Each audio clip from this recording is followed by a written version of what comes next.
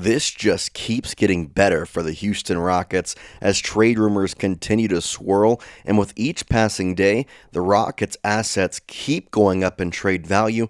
And today we talk about a trade that will not only get them an elite defender, but some draft compensation as well. Welcome into Rockets Digest. I'm Jace Andrews, and I appreciate you joining us. Hey, before we get going today, I've noticed that almost 87% of you who are watching these videos aren't subscribed. What's the holdup, man? I guarantee you're enjoying the content, so hit that subscribe button. It helps us. It's free, and that way we're always on your feed with Rockets news.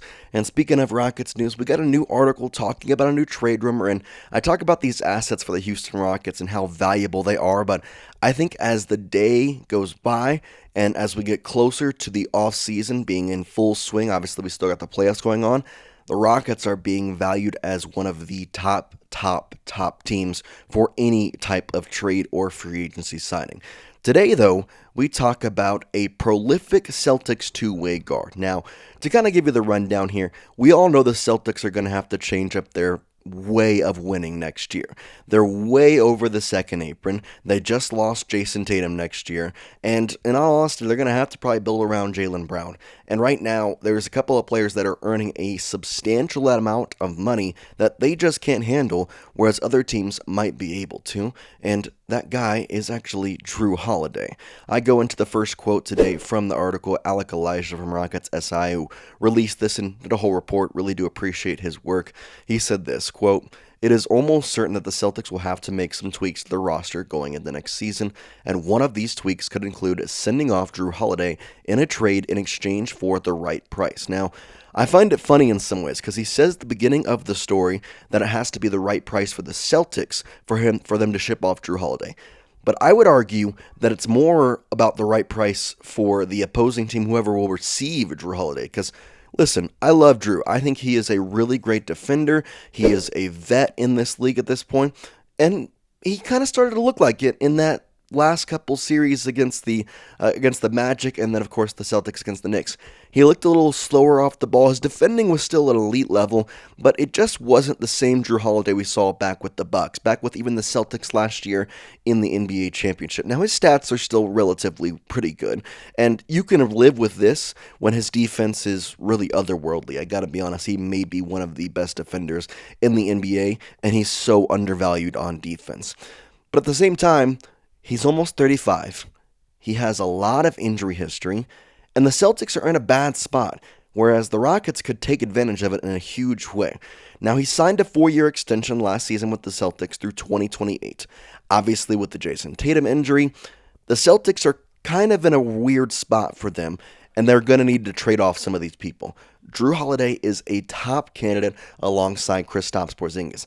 I don't want Kristaps. When I saw in the playoffs, that guy has got something wrong with him. I don't know, but I would not like that. Jrue Holiday, though, on a defensive team, another vet, especially, I saw all the comments. If we want to get rid of Fred VanVleet, if we want to trade him off for a better point guard, then I think a veteran presence like Jrue Holiday, especially a championship-winning presence, would benefit this team wholeheartedly. Now, there is some, quite honestly, we'll have to live with the Jrue Holiday. I mentioned the injury history, but in some ways, that makes the deal better for the Houston Rockets. As we continue on in this report, Alec Elijah saying, quote, "One team that could be in the running for the veteran guard with stellar defense like Holiday is the Houston Rockets." Now, we know the Houston Rockets have been a part of several different trade propositions in recent weeks, with several NBA analysts predicting the team to land a solid veteran who can be a scoring threat.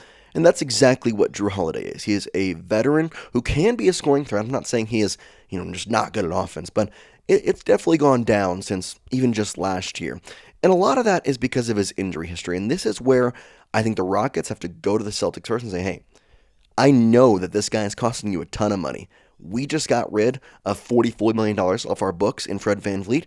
We'd love to take that, but we need some help in a lot of different ways because his injury history is not great. Now, this is just this season's injury, and I want to preface this and why I show this.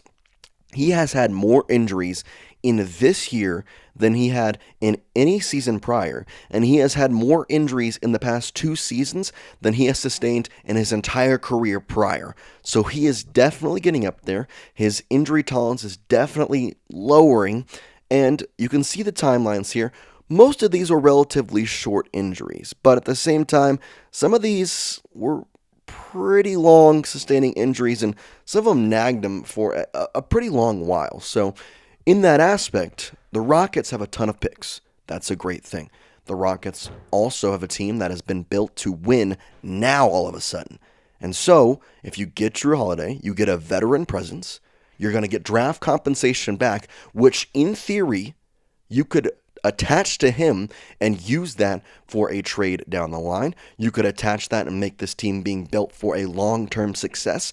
And it's not going to cost you all as much as you would think, because you're doing the Celtics a favor. You're taking away $30 million off the books. And it's not as a dump contract as much as maybe Kristaps Porzingis, but it is in some ways a dump of a contract onto the Houston Rockets, which, again, if you're not going to pay Fred VanVleet that much, you can handle it. Now, is it the most smart move? I don't know, but I think it would be definitely an exploratory thing to go look at.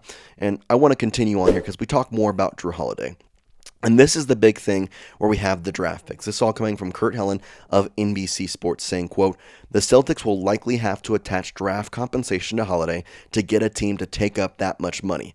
If we're talking first round pick, the Celtics would have to move this year's pick, which is number 28, or the 2026 or 2027 picks, because beyond that, they are tied up. They could trade a 2030 pick swap. Considering, though, the potential impacts of the Tatum injury next season, no way they should trade the 2026 pick. So, they're not going to try the 2026 pick. However, you can go in there, you can get this year's number 28 pick, so then you have number 10 and number 28. You could go in and have picks for the next upcoming future, and on top of which, I guarantee you're not going to have to give up more than maybe one or two players. Now, is one or two players worth Jrue Holiday? I don't know, but at the same time, you're trying to win now, and as much as I love Fred, I think the biggest thing that he brings to this team is a veteran presence. But the point that I'm trying to get at, and I think the overarching theme of this video, is that the Rockets' assets are being so heavily valued that they are now like, okay, we can't just give them just a player if we want what we want from Houston. We're going to have to give them a player. We're going to have to give them draft picks. We're going to have to throw in a little bit more in that aspect. And so that's kind of the big thing that I really would like to kind of talk about here. And I think there is a little bit of stoppage with Jrue Holiday, and that is the contract. Now, they need a veteran for the young core. And especially, again, we talk so much about Fred VanVleet, and the expectation is for him to stay here. That's great. However, I saw the comments. You were loud and clear. A lot of you do not want Fred VanVleet back. Amen Thompson can easily sign that point guard. I love that idea. This team is still too young to not have a veteran guy on the court in my mind. Jrue Holiday fits this perfectly. However, $31 million a year till 2028, that's a lot. That's a lot to give up in so many different aspects. And we know that there is so much to talk about when it comes to this Houston Rockets team and really what to expect from them in the upcoming season. And I'm telling you, there's a lot of high stakes being put on this Rockets team. But we know Ime Udoka. We know he likes the defense. Jrue Holiday gives you that and more for many different reasons. And so, obviously, Holiday isn't a prolific scorer by any means. However, he is a savvy veteran presence and is still able to go toe-to-toe on defense with some of the best defenders the best offensive players in the league. He can defend the top player on a team. And in my mind, defense is what this team was built on. Do they need a better shooter? 100%. Does Jrue Holiday maybe work in a 3-team trade? You can bring him over, maybe rearrange that contract a little bit. That could also work. So, in my mind, there's a lot that these Rockets players could do. And here is the only thing, and probably the reason why this is never going to happen. Quote, "With the new CBA rules, the Rockets would need to send out at least $22.5 million in salary for the trade to work. And that could be a big ask from the Houston front office," end quote. However, I would expect a draft trade or a draft night trade with Fred VanVleet. $44.5 million right there. You are trading him away. There goes that money. That money that you're talking about that you need to trade goes away right with Fred VanVleet. And I know we had the video, we had the report. The expectation from the league is that Fred VanVleet will stay in Houston. He wants to stay in Houston. It sounds like the Houston Rockets want him to stay, but I continue to look at Fred, and the more and more we see, if you can get people that you can trade his contract out before having to restructure it and get somebody better, get a new point guard, get a better shooter, get a elite defender, that would be huge.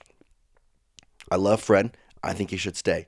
However, he is not elite at anything. He's not an elite shooter. He's not an elite defender. He's not an elite pretty much anything besides being a veteran presence. And I love that. I want him to be that. But at the same time, it's a little hard to kind of look at that. And there's a lot of contract money here for the Houston Rockets right now. Dillon Brooks is earning a lot. Do we really want to keep him? I don't know. Steven Adams, I really would love to have him next year. I don't know. I want you to look at this, and I want you to let me know in the comments section, who do you think are untouchables in this Rockets? Because the trade rumors are just going to keep swirling. This is going to become a bigger and bigger and bigger thing. And although Jrue Holiday was the main topic of this video in terms of who we would trade for, the big thing is that the Rockets are in a perfect place to trade away some high value assets, and they would get some high value returns. And while maybe Jrue Holiday isn't the best one, this is going to create swirling and swirling, knowing, and man, we're going to get closer. It's going to be September all of a sudden. It's going to be August all of a sudden. And these teams are going to be like, man, we need some help. We need to do stuff. And the Rockets will be like, hey, we got some stuff right here. And expect a draft night trade. I will say that. I have been saying that since we got the number 10 pick. I do not expect us to use it at all. I would be the most shocking thing on planet Earth to me if the Rockets used that number 10 pick. And what the trade may be, and maybe the Rockets trading that number 10 overall pick for picks next year. That's all it may be. Or picks in 2030. It doesn't matter. But there's no reason to use that number 10 pick right now. Nobody that you're going to pick right now is going to be helpful enough in the upcoming 3-4 seasons, especially with the team you have right now. I would argue if you want to say, oh, we need that number 10 pick, you got him. He's Reed Shepherd. He's Cam Whitmore. That is just as good as any guy you're going to get at number 10 this year. Just as good. Well, that's my soapbox for the day, and I appreciate y'all. Once again, hit that subscribe button. Let me know in the comment section what type of videos you would like. I saw somebody ask about Steven Adams. Nothing reported yet about the Rockets and Steven Adams. I know the Rockets want him back, but we have to kind of wait till free agency, which again starts June 30th. So book that date, June 30th. I promise you we're going to be hauling a lot of stuff out on that day. So June 30th, expect a ton of videos, expect a lot of rumors, expect a lot of stuff coming on June 30th. But for now, we appreciate you. Hit that subscribe button. That way you're here for June 30th, and we will see you next time here at Rockets Nation. We appreciate you. And again, hey, love that H-Town team. Peace out.